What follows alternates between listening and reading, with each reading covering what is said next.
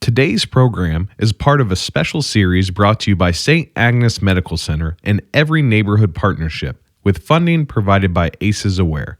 Together, we are working to raise awareness about the effects of adverse childhood experiences in hopes of building a healthier community and a brighter future for our children.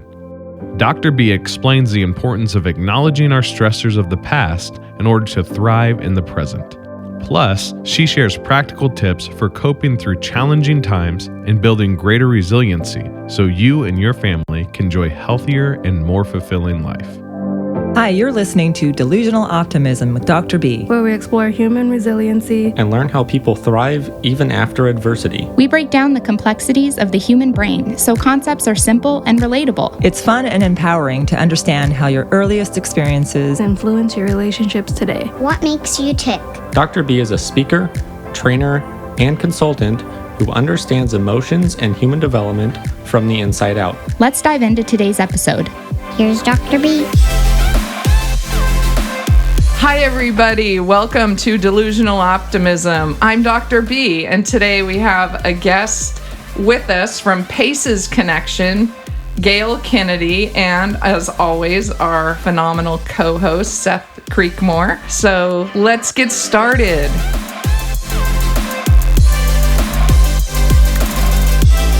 Gail, how are you doing? How are you doing today? Good. I'm doing well. It's a beautiful, beautiful Friday. Wonderful. Yeah, I woke up this morning. I'm like, oh, it's Friday. Rest is just around the corner. Yeah, I've been looking for Friday for about 3 days, I think. Yeah. Oh. It's one of those weeks. 3 to 7 days, Yeah. Me too. Yeah. Awesome. And where are you located, Gail?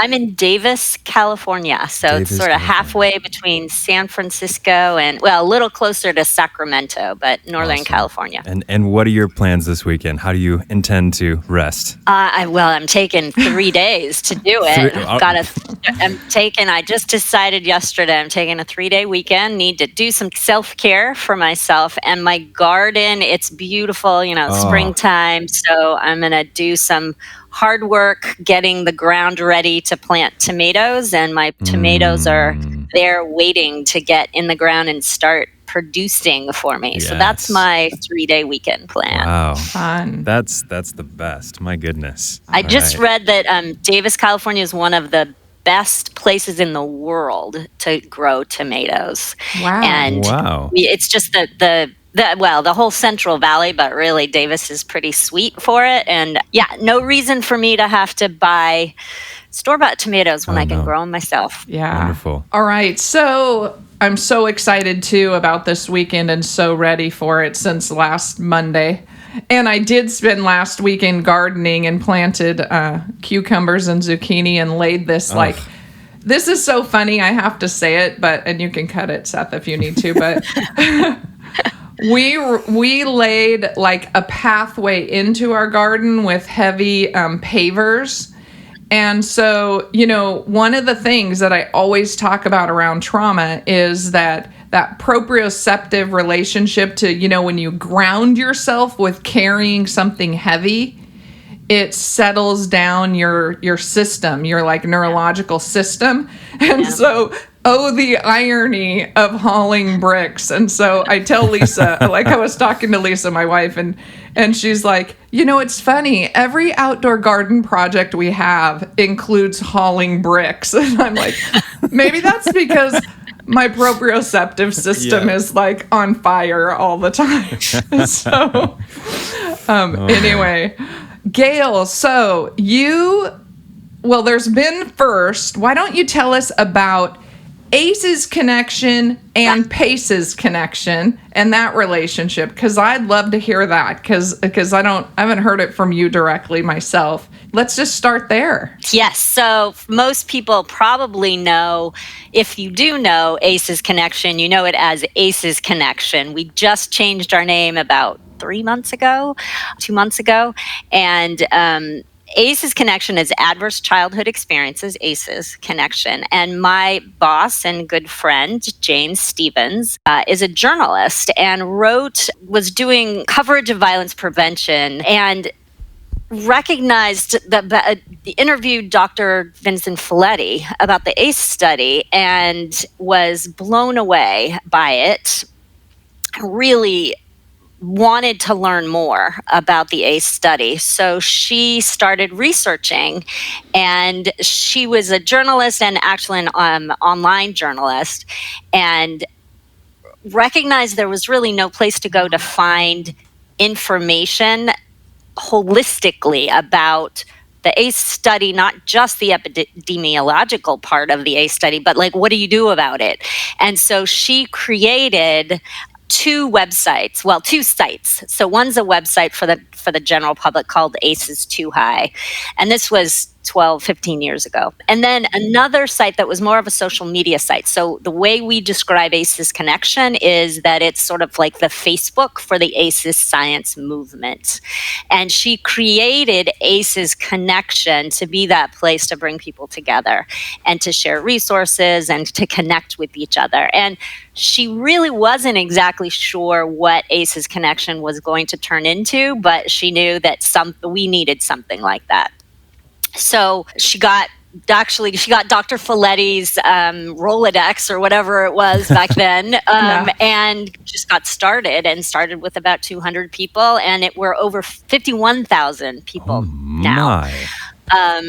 Wow. From all over the world. I just was communicating yesterday with somebody from Malaysia and Thailand. And so these are folks that are looking to learn more about the science of adverse childhood experiences. Back then, when she first started, it was really just the ACE study. But then we added, it's not just about the ACE study, it's about what we say is the epidemiology of ACEs, so the ACE study and subsequent studies that add additional ACEs. There's many studies that are adding different questions about childhood that affect our lifelong trajectory.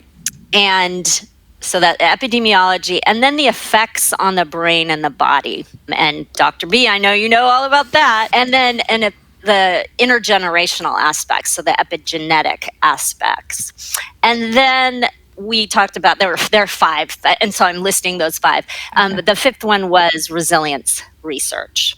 And that's the way I say it is like, what do we do about this once we learn about it? What are ways to heal? And in my mind, what are ways to prevent? Most importantly, what are ways to prevent adversity?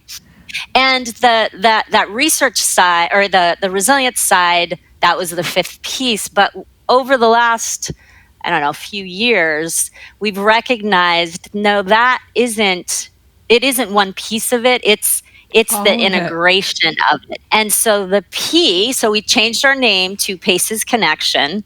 The P stands for positive and adverse childhood experiences, because there's a whole emerging field of research around positive experiences, strengthening support systems. And Dr. B, I know you know about all that stuff too. And so we were like, it's really important to recognize that it is a integrative piece. So we felt like what we needed to do is put that into our name and really embrace that. So that's who we are. I love that the resilience piece is being integrated into all the adversity, because the adversity can't explain why one person in a family, overcomes adversity to some degree, even though they still may suffer consequences, like there's no doubt, and another person is completely succumbed to it. And then the baby piece, I'm just such a baby person. And since my dissertation is on resiliency and infants and toddlers, I just feel like, okay, I told somebody this just this week. We know the recipe for building resiliency. We don't need to do it the way we've done it before. We don't need to be random about people's life and development. We have the system where we know how to integrate resiliency into people's lives. And we just need to operationalize that into our systems. We need to operationalize it into our education, our policing, our social service systems, our mental health systems, all of the systems. And we start in infancy, because that's the building, that's the prevention, because we're building the architecture. If we start building a strong building, then we have a stronger building in adulthood than if we start with straw. And we can never, ever go back and replace the straw with bricks. Yeah. One of the things that we try to do at Paces Connection is be that place for folks that are working in those systems that you're talking about. So we have you can go down so many rabbit holes on Paces Connection. I'm sure you know, Dr. B. I love it. I love it. Yeah, it's great. And so if it's okay, I want to talk a little bit about how we're structured to let people know where they can go find rabbit holes if they're interested. Yeah. So we have our home site, so pacesconnection.com, pacesconnection.com. And then we have kind of what we say is we have these mini sites, mini Paces Connections that are our communities. So across the header tab, the navigation bar across the front, there's a tab called Communities, and you can go on there, and we have interest-based communities and geographic-based communities. And so interest-based communities are really, if you work in pediatrics and you want to know, or if you are interested in ACEs in pediatrics, then we have a whole mini community that is talking about issues related specifically to preventing and healing ACEs in pediatrics. We have PACEs in education. We have PACEs in the juvenile, in the youth justice system, in the criminal justice system. So I could go on and on. And that's people from all over, like I said, people from all over the world that are interested in working and working on these issues. But we also have what we try to do is this is for everybody. And I've heard you say that ACEs is about everybody. And we have one of our biggest and most vibrant communities is our Parenting with ACEs community, because people want to learn about this and people want to know what they can do if they do learn about this. And I really love that community because it's what we try to do is offer, and we encourage interaction and back and forth about so not the folks, the organizational folks. These are folks that when I first learned about my ACE, or learned about ACEs and then did the ACE test, kind of learned about the epidemiology of it and was like, let me figure out this. I would have loved to have a place to go to just connect with others that were first learning about it and figure out like, okay, what's going on here? Yeah. Can you tell us a little bit, when did you find out about ACEs and what was that experience like and why you're doing what you're doing? Oh, how far back to go? And Dr. B and I are from the same hometown, so I could go way back, but I won't do that. I have a master's in public health. And so I was a public health professional, did international HIV work for decades, worked at a university here in Northern California, and met a woman who is a good friend of my current boss, Jane Stevens. And I was working with her on some global work. And in talking with her, she's like, you should really meet my friend, Jane Stevens. I think you two would connect on things. And, I had healed from I'm a sexual abuse survivor. I had healed from that. That was always part of my history, who I was. Yeah. And I remember, I'll never forget, we were sitting, Jane and I met, we were sitting in a coffee shop, and she was talking to me about the ACE study and her, the details that Dr. Folletti had described to her about how he kind of came upon the ACE study, his work with it. And I realized, wow, I am at one of the premier medical institutions in the world. I went to one of the premier public health institutions in the world, and I had never heard of the ACE study before. And so I thought, this is what, and it, when I of course dug in and learned more and talked to Jane, and I'm so privileged to live 20 minutes from her. So I was able to have her knowledge and expertise.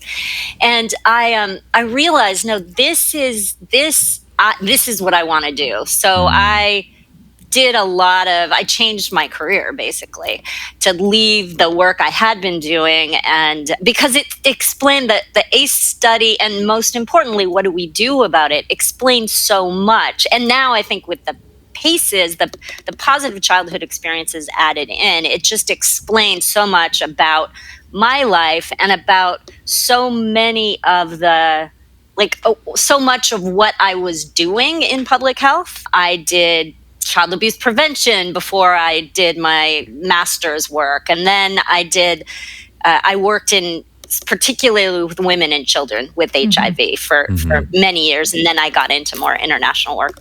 But it explains so much that I wish I'd had that knowledge when I was starting my career and was working. I wish I had it with the work I was doing. And so I want to be able to share that with sort of everybody I can, actually. Sure. Yeah. Sure. Absolutely. That is exactly it. Once you learn about ACEs and then PACEs and resilience, because we have to understand it within ourselves before we can really share it with somebody else. And, always integrating that story of who am I in relation to my ACE score helps me create my story.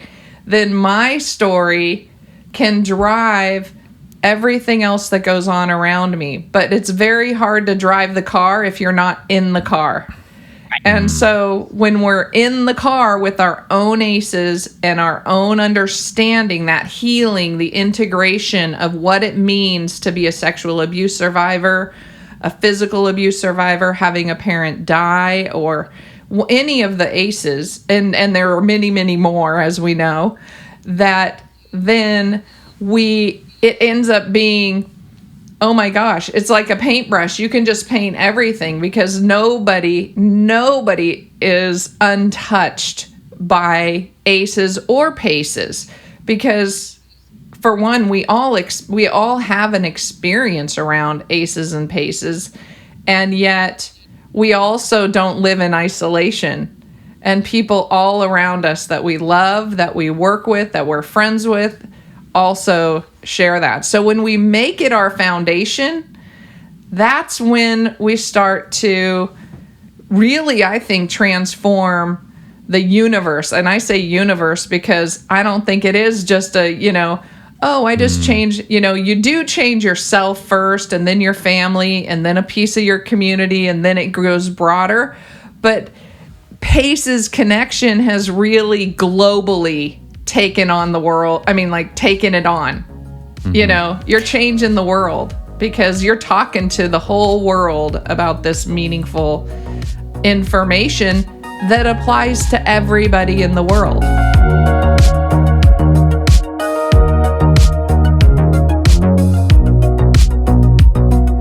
So can I tell you a little bit about the other part of what we do? Because you spoke exactly to that piece, and that is, I'm back to the community tab that we have on PACE's Connection, and we have geographic-based communities, and Dr. B, that's how you and I connected. Was exactly Fresno Trauma and Resilience Network that is happening in Fresno.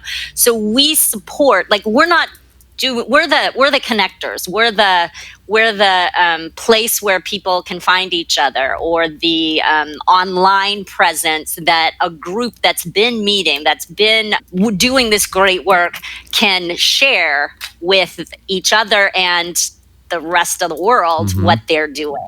So that's the geographic-based community. So I encourage listeners, if you want to find out what's happening in your community, we don't claim to know all of it, but we would love to, if you already are doing work and you aren't part of PACE's Connection, please, you can go onto our site and hopefully it's clear how you can get involved. But if not, you can always email me at gkennedy@pacesconnection.com and I'll get you hooked up.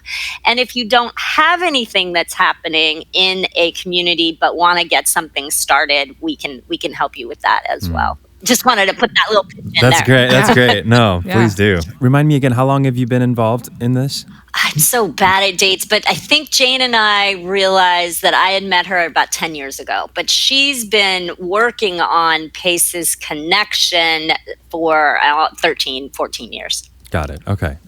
In your experience, has there, obviously, it's wonderful for people to know their ACE score and all of that. Are there any sort of downfalls that you have experienced in someone knowing their ACE score and just not doing anything about it? Or like, what are some downfalls that maybe people don't understand exactly what ACEs are and how to deal with them? I think, and this is why the P in PACE's Connection is so important, that positive childhood experiences. And as Dr. B just earlier said, we are not just our ACEs. We are so much more. And I think we always talk about, if you're doing an ACE, if you're learning about your ACEs, you also want to learn about your resilience, because that's who we are. We're here, we're alive, we're here in this moment. We've got bad stuff that happened and good stuff that happened. If you're alive, you're resilient. Yeah, absolutely.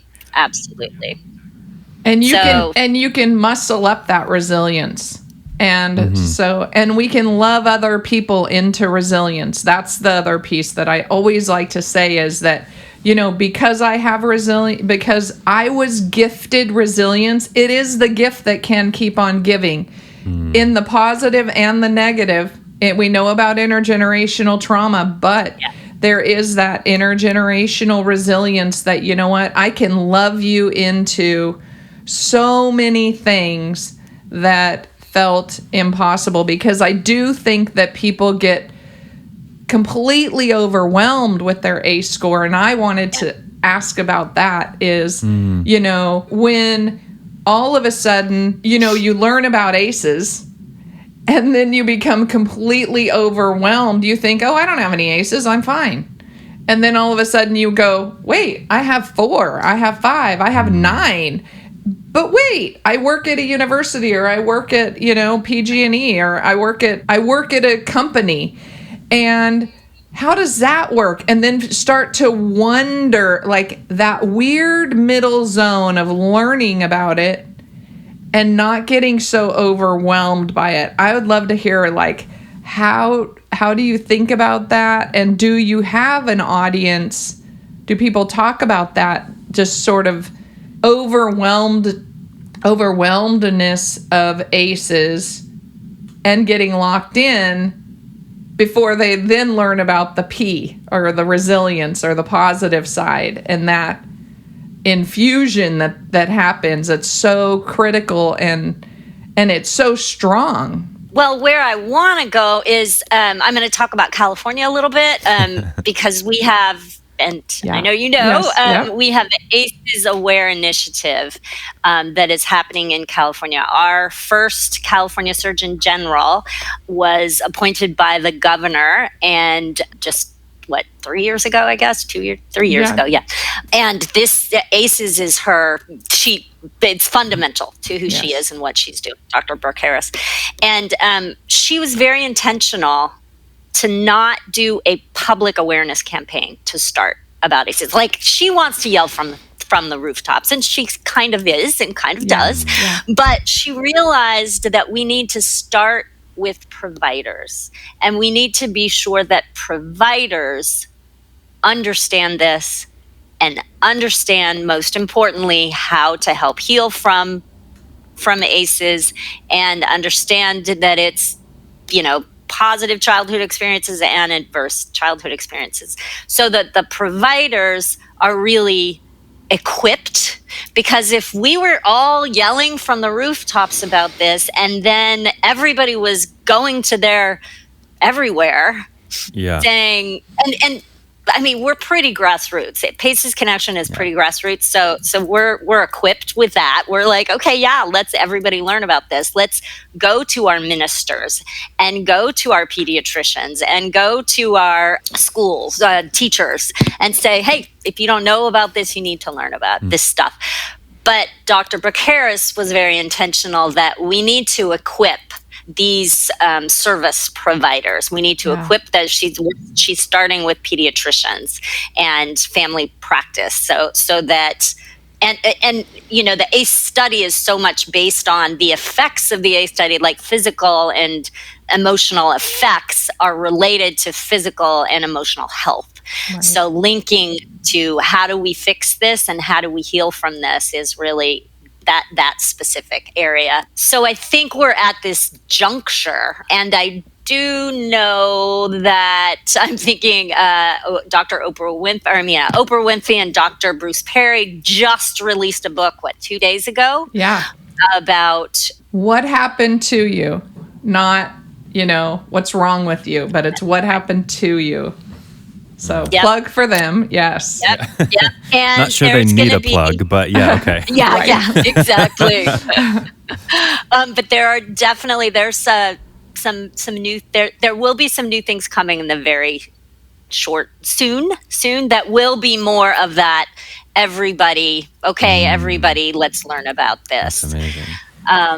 So I don't know if that answered the question, but I do know that. And that's partly why we are so excited about positive childhood experiences, and because really we take all those things for granted. My grandmother, who was actually both my grandmother and my grandfather in different ways, were such a strong, buffering, supportive relationship for me. My parents were teen parents, and they were like the rocks that helped me, that were just a part of my life. And I never, until I really learned about all this stuff, I didn't see it. I saw them in other ways, but I didn't see them as those buffering relationships that they were. Yeah. So I think that we're really trying hard to, on our site, we post things when we find stuff, and we're really trying to post about all of the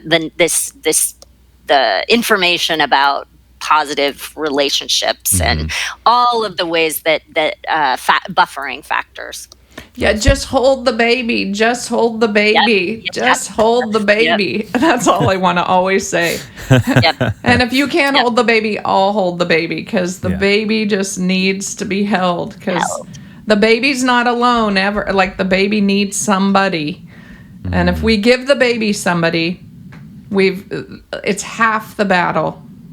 I mean, literally, it's so incredibly powerful, and literally, we're blinded from that because of, I don't know why, but like you said, it took you into adulthood to recognize the power of these relationships, and I think that's just so true. That somebody asked me the other day in a training, well, if trauma happens and you can't remember it happening, does it still count as an ACE? And I said, okay, if I got to do the ACE math, I would times it by 3. Because if it happens in infancy and pre-verbally, before you have words to explain it, then that trauma actually is lodged in your body and you have no way to describe it. And if you don't have a verbal memory of it, or you just have a somatic body memory of it, then it's a heavier trauma, because it's harder to unearth and talk about and then integrate into who you are. And it's our historians, our grandparents, our people who are in our lives when we were babies, who help us to know that story. So I would love to do I would love to do the new ACE scoring system, that if it happens before 3, it gets times 3. Powerful. Yeah, and it's true. Well, and as you're talking, I'm thinking about how important our embodiment is and being in touch with our body, because we can't talk our way out of ACEs. That No. I've realized. We can't fully heal. If we heal, it's because it's in our body. The trauma that we experienced is in our body. And the way to heal from that is with our body. So Carrying bricks. yeah. Every single thing. Every time that I'm overwhelmed for some reason, I have to carry bricks, and it's true. And you're going to garden, and so I know I'll let you lead us into this a little bit, Seth. But we want to talk about those self-healing buffers. But they do. You're absolutely. So spot on in that. Oh yeah, we could talk about it all day, but we are going to land at the end of our conversation exactly where we started.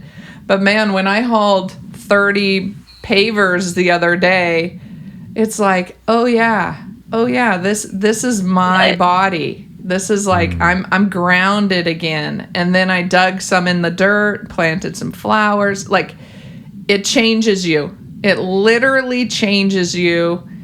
And again, we're totally unaware of it until somebody helps us become aware of it. Yeah. It's just invisible. Like our body knows to do it, but we don't. Nobody ever thought to tell us, like in second grade, hey, you know what? And I tell parents this all the time. If your kiddo feels a little bit spun out and needs some grounding, just give them a pile of rocks and have them haul them across the yard and time them. Make it a game. Have it be fun. But that's so grounding. And then tell them, this is how you get in touch with your body. And then, that transforms the universe, because that little will forever haul bricks but know why. I didn't learn why I hauled bricks until I was 50.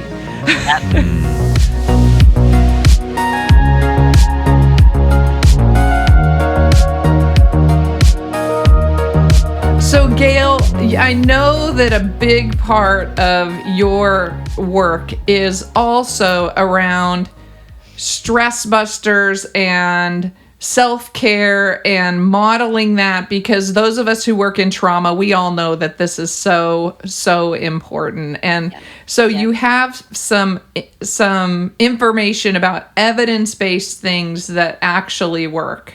I know brick carrying isn't one of them, but if, I'm pretty sure that if we did the research, it would fall into an evidence-based category. But let's go to the ones that have been explored. Yes. I feel very, personally, this is something I feel very passionately about. And I'm going to talk about 7 stress busters that have a strong evidence-based, and I'm with you. I think there are many, many more, but until they have adequate research, we can't really label them as evidence-based. So the 7 I'll talk about, we've talked a lot about supportive relationships. That's the first one. Things in it's interesting because it's like, well, yeah, but it's also important to remember quality sleep, balanced nutrition, physical activity, and movement of some kind. So we don't need it to be, aggressive marathons. We need just back to our body and being connected with our body. Mindfulness and taking time to be intentional about where our bodies are, where our minds are, where we are in the present moment is really important. One thing that I think is just so exciting is access to nature. We know this. We know how being out at the beach or in the redwoods is just so nourishing. But now there's evidence around that connection to access to nature. And then, of course, mental health care if we need it. and being able to ask for and seek support as needed. So those are the 7. I will say, just because I have to, I think we want to find our joy. I think finding our joy is so important, and recognizing our joy. And that's a little bit of that mindfulness piece. And gratitude. We know that and I try to start my day with some mindfulness and really, what am I grateful for? What's all the things that are good happening for me right now in the world? And compassion and self-compassion. And those are just personally, those are things that are really important to me. So we have one of our communities on PACE's Connection is practicing resilience for self-care and healing. And that's one of those interest-based communities. So anybody that wants to learn more about this stuff, come join us there.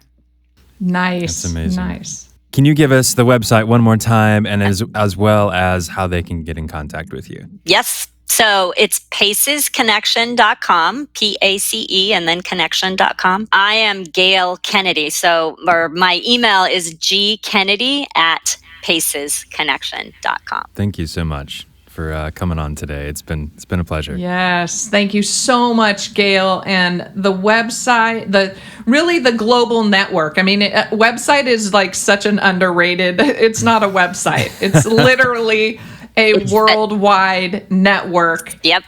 With the goal of raising our awareness around how adverse childhood experiences change and impact who we are, and at the same time, the positive things that happen to us and the people in our lives and the experiences that we have will and do allow us to heal on so many levels. So by having this information really puts us in a transformative place in terms of raising children in our world in different ways. And I love that you said finding the joy. And so I'm going to kind of wrap up with that, because I've always worked with parents and children, and you know how passionate I am about littles. So, and the one thing I always come back to is whenever I ask a parent, what do you want for your kids? They start off with these things, a college education, this or that. I want them to have a lot of money. I want them to have a great job. But at the end of the day, if they could only have one thing for their kids, they always say the same thing. And it's none of those things. It's, I want them to be happy. Yeah. And yet we never, ever teach, hey, how do you be happy? And how are you aware of happy? Oh, as a person, as an adult, or as a kiddo. So I love that you said joy and finding joy, and that now we need to really, almost like anthropologists, dig up the research that reinforces these things, because I do know we have the research on happy and joy.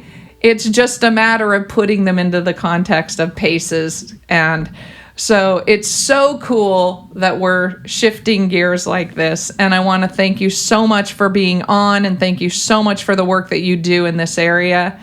And I just want to tell my audience, thank you for listening. Seth, thank you for always being on with us, and the host, and a sweetheart. And with that, go out and leave a life print. Thanks so much for listening to today's episode. I appreciate the opportunity to connect with you. If you're interested in booking a training, I'd love to hear from you. You can reach me at my website, Dr. B Connections. There's a big button that says, book a training with Dr. B. It's that easy. If this show has been beneficial for you, please share it with your friends and family. Spreading the word about the show helps us grow our audience and helps continue to change the world together. Again, thanks so much for listening to Delusional Optimism. Now, go leave a life print. Thank you for listening to this special episode of Delusional Optimism, brought to you by St. Agnes Medical Center and Every Neighborhood Partnership. We hope you're encouraged by Dr. B's message and find her tips helpful for managing life's stressors and building a more resilient self. For more episodes in this special series, please visit St. Agnes Medical Center's website at www.samc.com. This episode is produced and published by the editing team at Truthwork Media.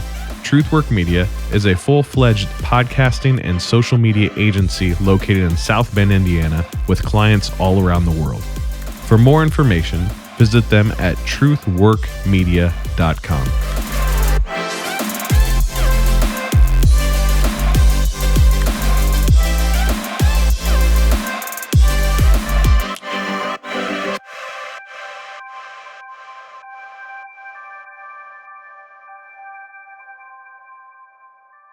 These materials and all discussions of these materials are for educational purposes only and do not constitute medical or mental health advice.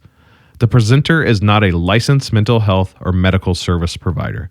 If you need medical or mental health care or advice, you should contact your doctor or therapist, or you can contact your insurance company for a referral. This show and all of its contents are copyright 2020 Dr. B Leave a Life print. Reproduction or use requires written consent of Dr. Kristen Beasley.